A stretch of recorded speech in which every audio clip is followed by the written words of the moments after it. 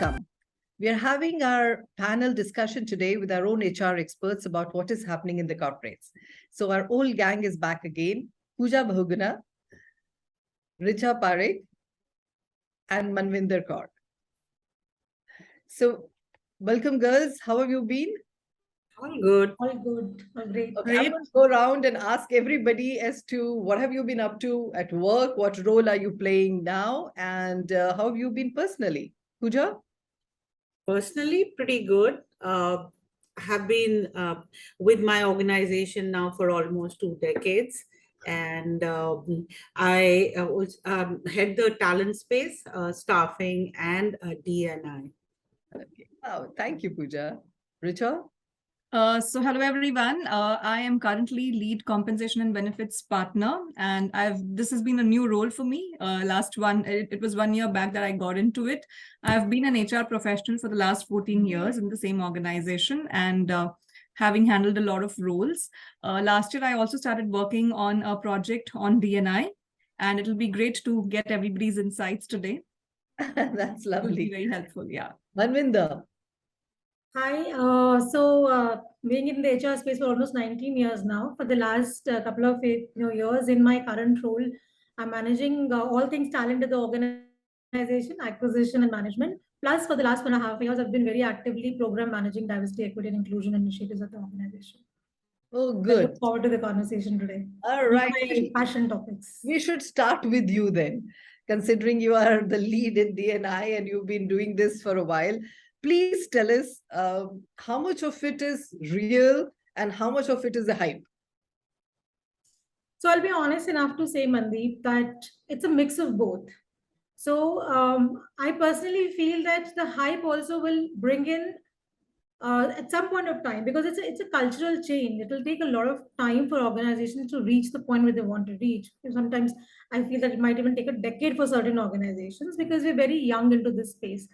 But even the hype, I think, would bring in awareness, and that I've seen some gradual changes happening amongst people in the way they're thinking, how they are realizing. So while there could be organization dictates on bringing in diversity and managing it, but I think that dictate is probably making people at least sensitive about the topic.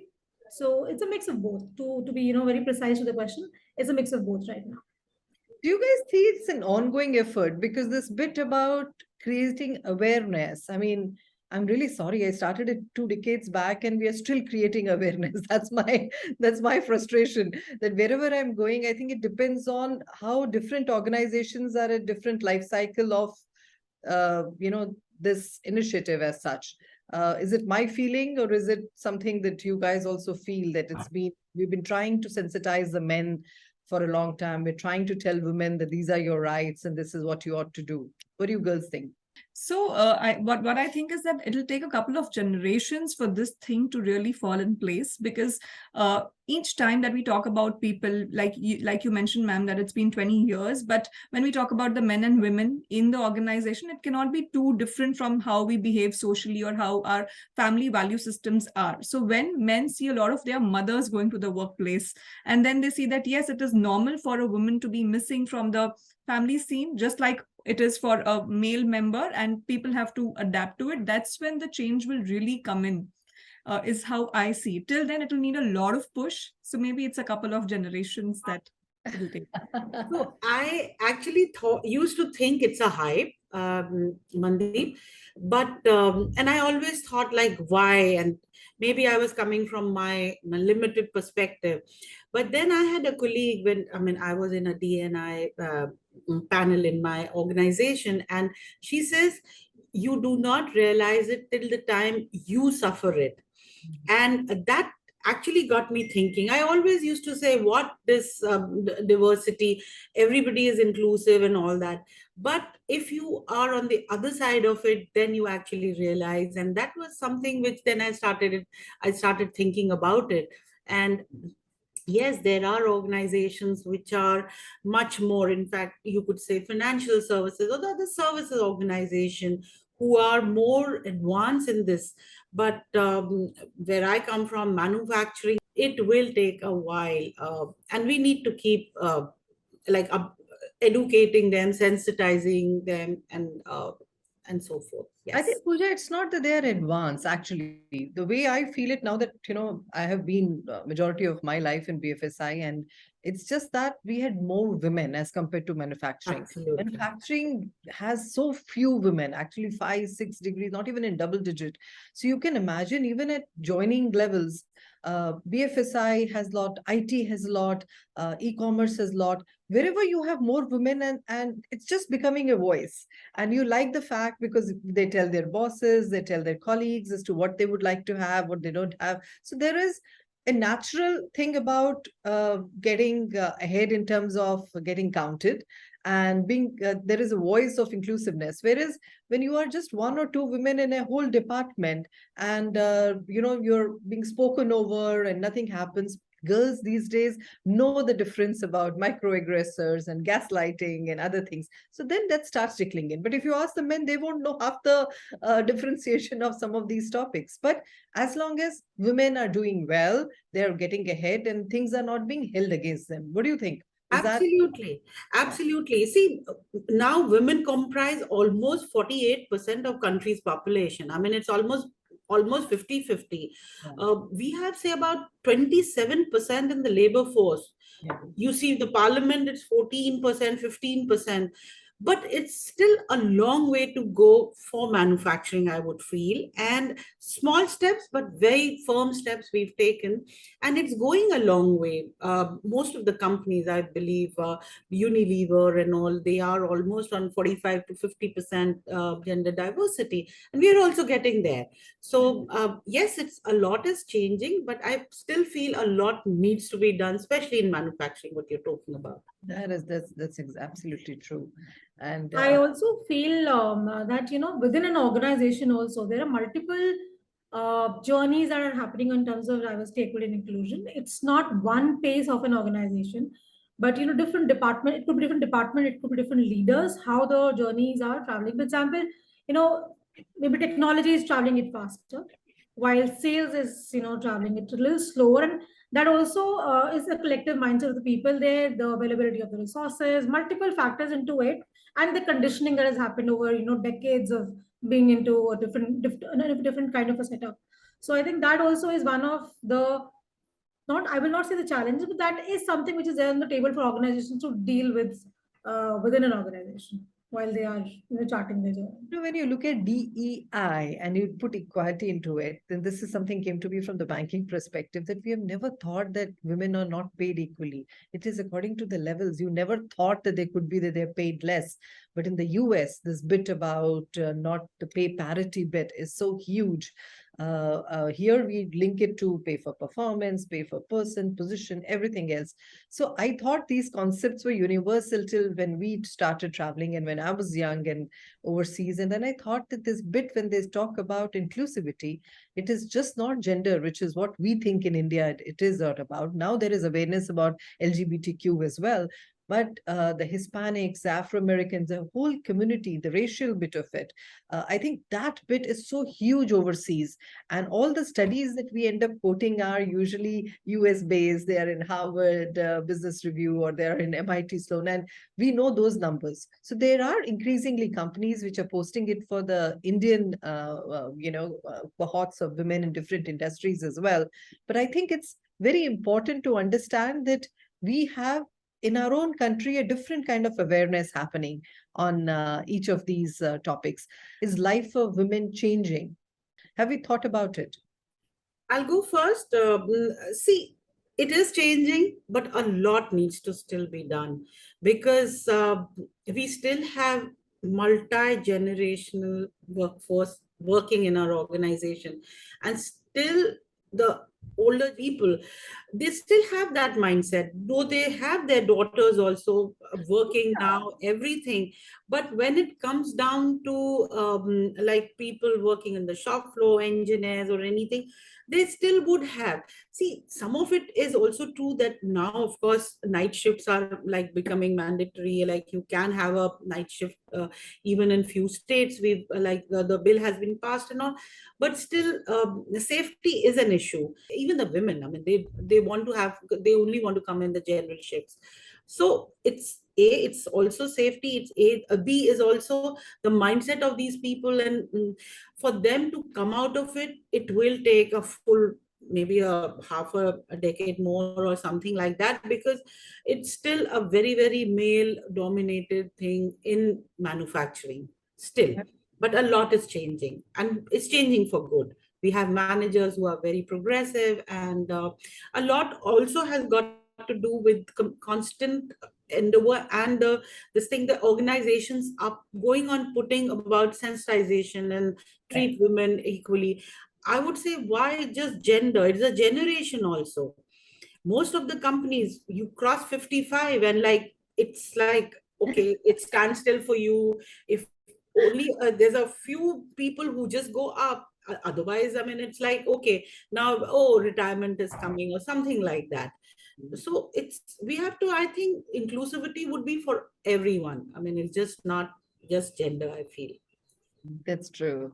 So one thing that, while I was working on a diversity project in the organization, we came across some very good statistics. Actually, we came across the fact that the number of women graduating and post graduating are actually more than the men. Yeah. But in the workforce, the representation kind of drops, and it drops as we go up the ladder. So when we talk about men and women at the workforce, there are a lot of women at the junior levels, but as we go up, of course, it's the older generations also that we have in those bands, etc. And that's where, those very, very subtle unconscious biases sometimes start creeping in. Like in a lot of sectors, it is still seen that safety could be an issue. Even if a lady is, ready to take that risk, the men in the organization or the men in that department may feel that no, they may need that extra shielding. It's not with a negative, connotation that they feel that way, but it's more to kind of help that safety. If a woman has to go and sell something to a logistics guy, they always feel that she needs to be accompanied by a male member. And that's where the, thought process of having more women in the workplace over there. Richa, that was an issue. Once upon a Yes. time, I'm talking about organizations like banking, when the girls went to make marketing call, and the guys who dealt with cash and things were brokers and real estate guys and stuff like that. I remember examples of, in the banking world, the branch managers coming and saying, he asked me to pick up the 2 CR check, which would be for my branch. And I went, and the minute I entered, he closed the door. Now, when that sounds very filmy, and the whole minute, and I said, "Did you go alone?" I mean, that was the thing that you would think about. And I'm really talking 2 decades back. Yes. And those girls were told that, take your backup branch manager or your relationship manager. There is safety in numbers, and tell the gentleman that is not appropriate thing to do.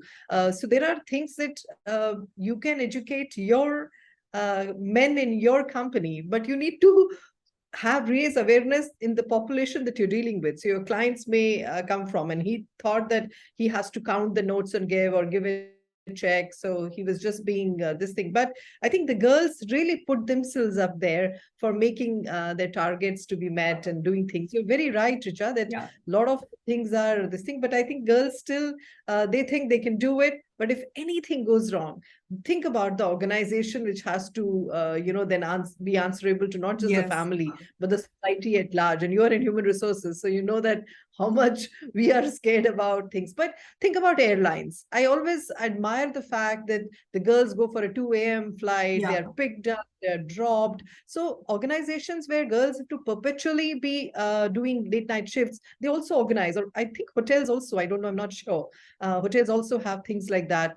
IT world obviously doesn't do that, but they do have buses and things like that, which is making life easier for all employees as such. But wonderful point. I think so. And just one more point that I would like to add, that in the last, post-COVID, that the hustle culture really took up. You take something which is your hobby and make it mainstream. So that actually opened up a huge opportunity for women to sometimes probably drop out of the corporate workforce and do something which is their hobby, and utilize that talent, apni hunar ko acha naam do. Make it mainstream, and they started seeing a lot of benefits coming out of it, almost equivalent to what a corporate job would give. And it give them the opportunity to even manage their families, their lives pretty well along with that. So when we look at a lot of these ratios, we don't take this particular, probably it's very difficult to really account for these people, but they're there. You know, I suggest you write a paper on this. Even last time you had brought this up and it was really touched my heart, because the fact that there's only one life and you need to live. Do you girls remember that? Richa's point was very true. And I think this is something that she's doing a side experimentation on. Richa. Yeah, please publish karo, because I'm very confident, because I put it in a different way. I've seen in London and some of my friends in Europe, that a lot of studies are getting published that if you want, if you have a secure childhood, and all of us are, I mean, three of us are mothers. So when you look at that, you end up saying that the child, when they grow up, you're kind of saving them from not going in for therapy because they have got that, they've had their mother in the early years, etc., etc. So a lot of the very well qualified women actually are opting to work from home. They're working, but they're opting to work from home because they would like to give that security, because they don't believe in the child care services, etc., etc. Not all countries have, the domestic helpers concept like India, or cheaper. They do have it, but it may not be cheap enough. So I think when I look at all that, there is think about a woman. I mean, she's going through this thing and saying, I would like to work. I'm very qualified. I'm a PhD or so and so. But at the same time, I want to bring up my kids myself. So you are caught up in that thing. And so she decides to do a little bit of that. Also, the organizations are giving you the sanction to follow that side hustle and know there is no conflict of interest with your main job. Yeah. Think about it. Okay, I'm making... one of our girls makes crochet purses, for example. That is not directly in contrast with if a woman is working in insurance, for that matter. Yeah. So, but the organization says you can either do crochet or insurance. That is, difficult. She could perhaps choose the number of hours. And Unilever, one of the girls in HR did this presentation to us as in the future of work, and said, I work 4 days, 4 hours, because she had twins. And she said, I want to be part of the girls' life. I want to go to Bharatanatyam classes with my daughter. I want them to have Carnatic music things. And that point in time, her boss allowed her to do that. Now, not many organizations would be open because they had few women, and she was allowed to do that. So this is my thing, that I think women are forever caught up in the thing that I want to be a great mom, and I also want to do the thing, and I also have a mind which is going towards the side hustle. So it's in all directions and wants to do all. Money is definitely, and this is something I keep telling men, that don't think women do not want money. We do want a business which makes sense financially as well. So that was my point. I'm sorry for interrupting you, Richa. Did I? No, ma'am. And this is exactly what I was actually trying to bring up. For me, Yeah. I mean, I also wanted to tell you, Mandeep, that like my organization allowed me to do that. I was a full-time mother, and I worked part-time at that time. I mean, I was on a retainer. Yes, Yeah. I recall that. Yeah, and it was a personal call because I had 2 daughters. I mean, I did have domestic help at home, but I just didn't trust them enough with my daughters. I mean, I personally feel at any given point of time for a woman, you need to prioritize. I mean, in terms of like whatever suits you. It's like each like different strokes for different folks. It's that's what it would be for me. Being with my girls was my priority that time, and I'm glad I did it because my organization allowed me. And as soon as they became much older and much wiser, you would say, I went into full time. You would say yes, monetary one, some way we need to take a hit. I mean, I'm not saying that because true. And it is fair enough. I mean, why would I be getting paid for the same thing what the others who are like working say about 12 hours are getting? But it's a choice you make, and it's a informed choice you have, and as long as you're happy doing it, it should not be I personally feel that. Yes, I know. I want to pick up a point, Mandeep, you mentioned about equity and, we feeling that, we are equally paid in, the organizations that we work for. And I also pick up some point from, Richa's mention where she said that, as we grow up the ladder, we see lesser number of women in an organization. So so a little deep dive into it. So I also used to think that, we are equitable pay masters across the, industries that we work for. little bit of deep dive, and I figured out that there's one slight problem. While in terms of performance, we are fair. In terms of evaluating performance, we are fair. In terms of paying, we are fair. But as organizations, somewhere where we're subtly doing the thing is in terms of, bringing women to for larger roles, which probably requires assessment of their potential. That's where we're playing that unconscious, subtle. The trick is happening that women are not being brought to the fore because I am supposed to make a choice between a group of 20 people and pick only 5. So when I'm handpicking 5, and Mandeep, we've spoken about this in the past when Yes, we're talking yes, about sponsors, right? yes, yes. So when I have to pick up 5 from a group of 20, I put my bets more on male colleagues That's than right. the female colleagues.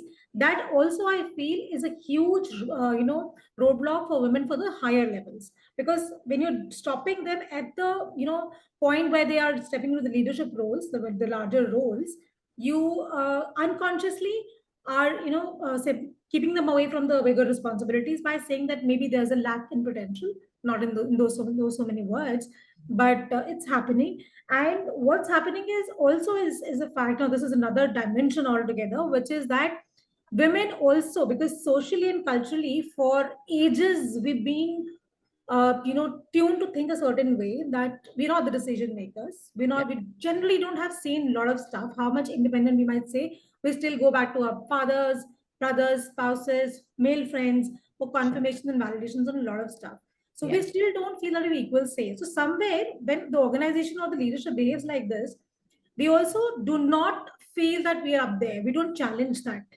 I won't question the leadership saying when they say and come that you lack a bit on the potential bit, and hence, I would more probably change the organization into a parallel role or try my hand at something bigger in a different organization. But that also blocks the growth journey for women from typically from a mid to senior kind of a level. Well said, well said. I also find that the women who are educated and can speak, they do not speak up at the right time. I Absolutely don't with you on know. that. It's like, My pet peeve. I know this is something that I also find it within our own community that a lot of times I'm looking forward to women. I know there is a lack of time and they may not have, but even in dropping a line and saying well done, or someone's doing it, I mean it's an effort. I mean it's not for profit, it's for enriching people's thinking. But a lot of women do not come up. I don't know what you find in your organizations, that, and I have found it in some of the clients that I go to, that they kind of, through their body language, play a very subservient role. And they are from the Ivy Leagues of India. I mean, whatever you may call the IMs and Excels and all that, better institutions.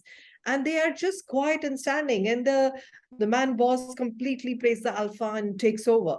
That is something which I find very disheartening actually for women, because I feel that it's very important that they, if not for just for themselves, they speak for the tribe, because people shouldn't see, because they are representing their business function or whatever. So, and they have good ideas. So they will say that when the minute the conference finishes or whatever, they'll come out and in the corridor saying, sir, I also had one point. Hello, why didn't you say it inside?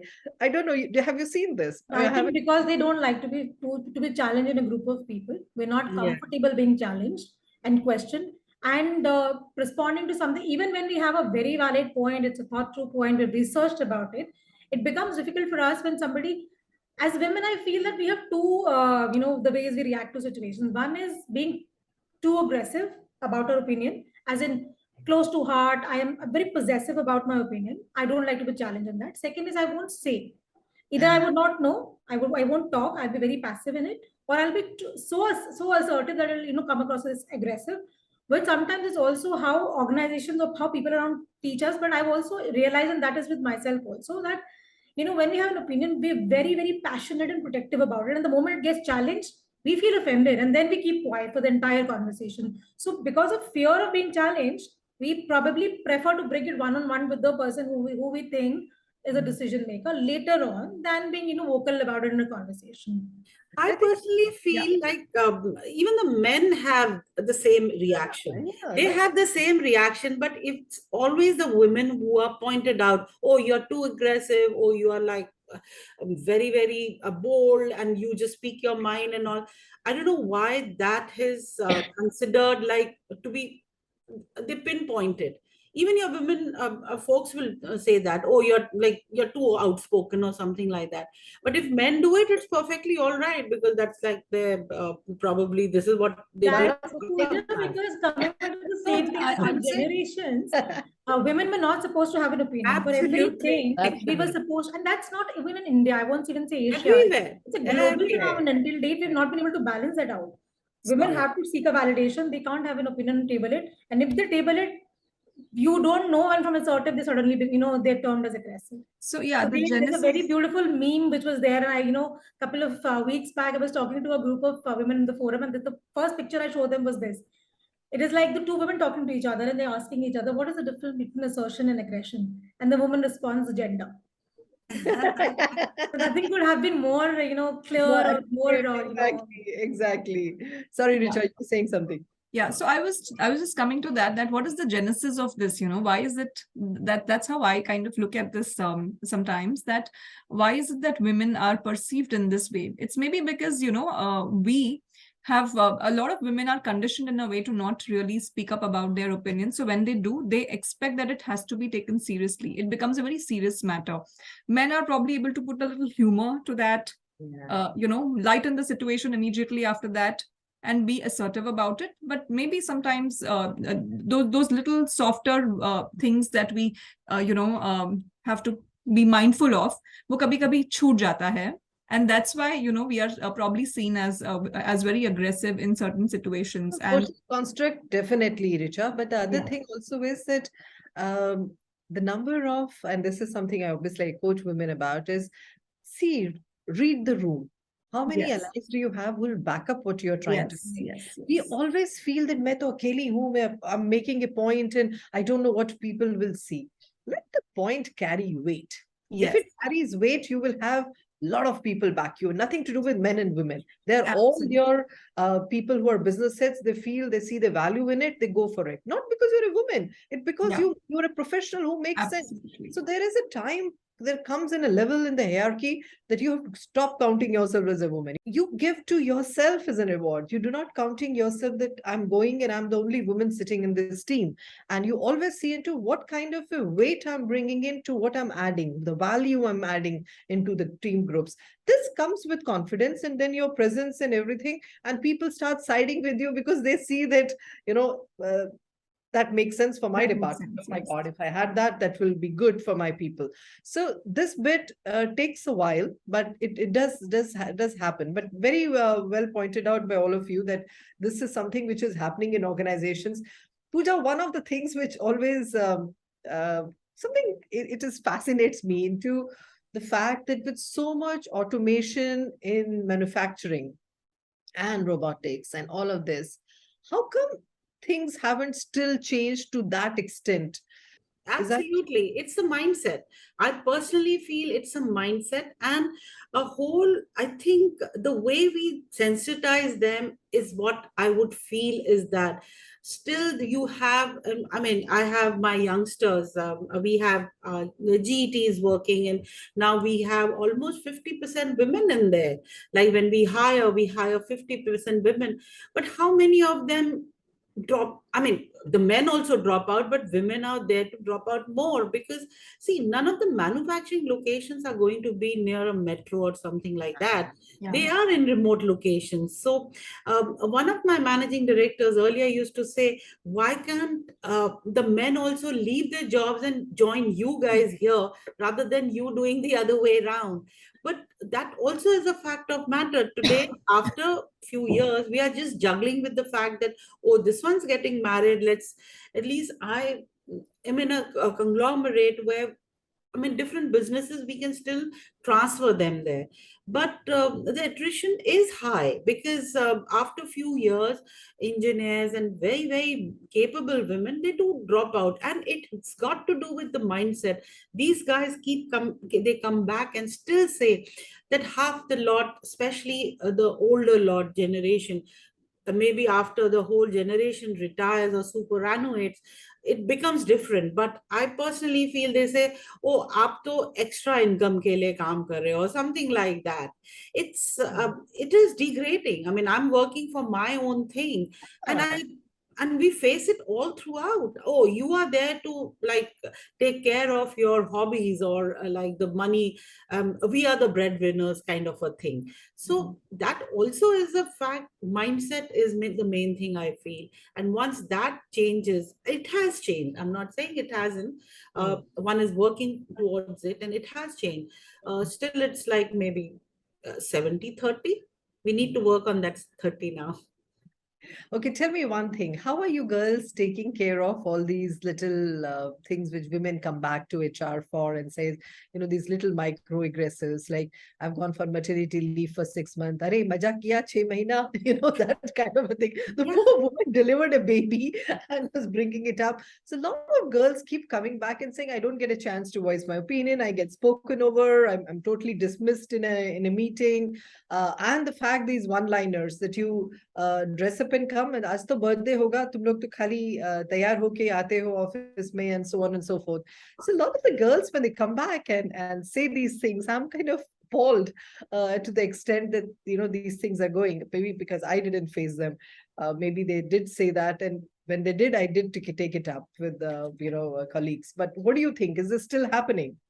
I had a very funny this thing. I'll just so in a meeting. I mean, one was like, and when I tried voicing my opinion, one of my male colleagues.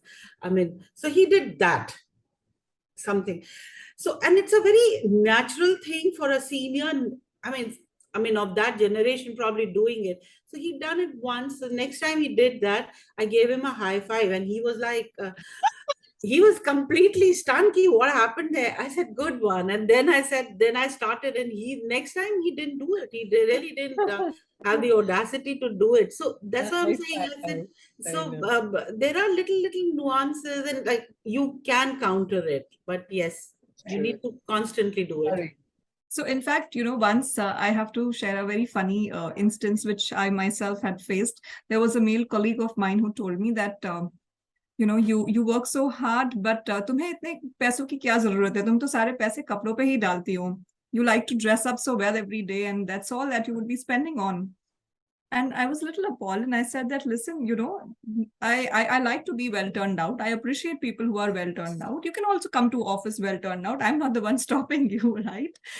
But you cannot have these kind of perceptions about me that this is all that I spend on. Okay. It is completely my choice. I may like to spend more on food. I may like to spend more on luxury. I may like to spend more on clothes. It's my choice. It's the money that I earn. But that doesn't mean that that's how I'm handling it, and I'm not answerable to anyone. But to respond to this, we need a certain level of confidence to conduct ourselves. What I have realized is that not all women may have that confidence. And that's where, things start going downstream sometimes for them. They start perceiving the environment in a certain way. They start, especially when, even when there are people who strong personality kind of women who've just joined us from campus, these kind of statements end up being symbolic for them of the culture of the organization, of the workplace. And hence, it's very important to educate men, to educate the overall workforce to be mindful of these subtle things that people talk about. That's regular conversations, mailers, each town hall that we have, maybe some, sensitization at that point of time would be important. Yeah, that's how I look at it. We're doing a very interesting thing right now, when we're building the, inclusivity at workplace. We picked up some of these microaggressions examples, and we're doing like a comic series kind of a thing. Wow. We're sending mailers on some very, very subtle things. Like, somebody mentioned an example of, being dressed up for an occasion. It basically, one of the examples that I wrote was that about a male colleague commenting on a woman dressed up in a sari very nicely and saying that, oh, PMS is around, so you're dressed up in a sari, looking nice. And these are things which keep happening. So we picked up these real life instances of microaggressions and make them into like comic strips to be circulated across the organizations.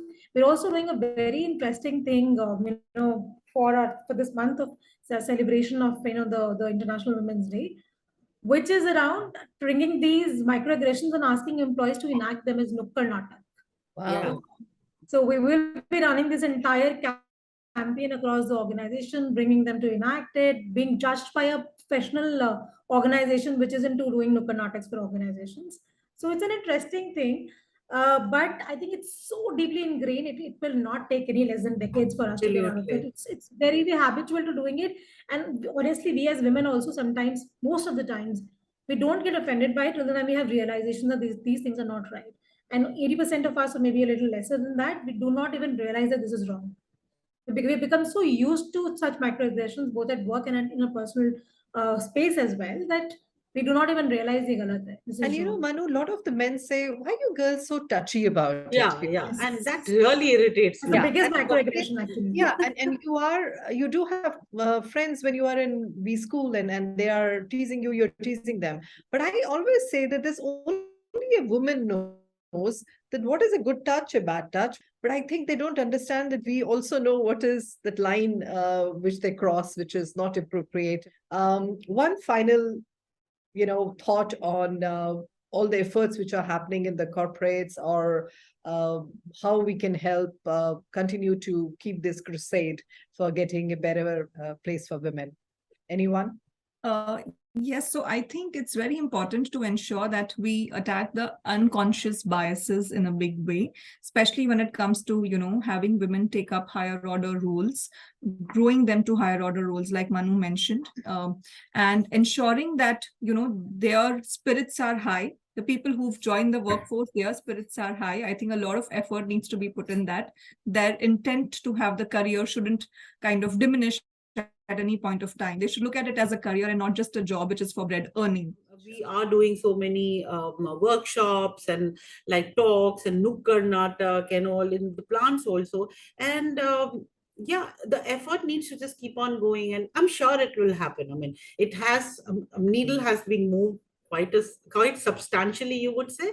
It would happen. I mean, I'm quite. Come on, We've Manu. been seeing positive changes. So one of the things, while we are again, I harp on the same thing, that this will take decades, if not generations, like Richa mentioned. But for us to see tangible changes in the demographics and the environment, it is also important to bring to the fore the changes that are happening in the environment, Yes. in the organization's culture and the demographics as well. So people feel, celebrate those small wins, they rejoice in it, and they realize that this is not all farce. Whatever the organization is doing is yielding results. I think that part of the entire journey, celebrating those small wins during the journey, that is also important. That visibility is very, very critical to everyone.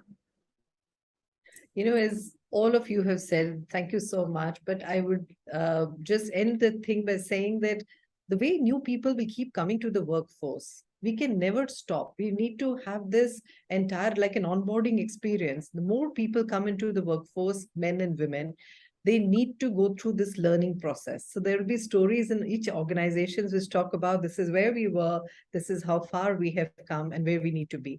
Women need to know that to be treated as equal, they need to also have a clarity in their mind, the confidence, the clarity about what do they want. What I want to say is that if women are clear at the workforce what they want, how would they like to go about it, and the fact that where they're failing, they need to seek help. They need to take help from the other role models in the company or outside the company, wherever they can go. If they have career intentionality, which is what we spoke about couple of times back as well. A lot of women do not make sure that they let that view come across.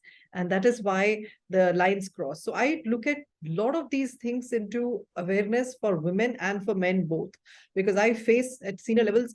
That's why the Harvard studies say that if you have to hire, you have to see the biases women have against other women, Absolutely. which is so high. So we need to be very careful that we educate women also about what are the options available and how they need to be very, very professional in their conduct.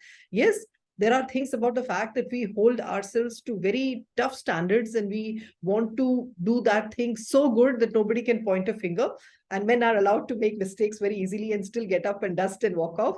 We need to get to that level as well. The minute a lady walks in for an interview, she is put into a category, into a bucket. Absolutely. About what she is. Is she single? Is she married? Does she have kids? What kind of a woman will she be?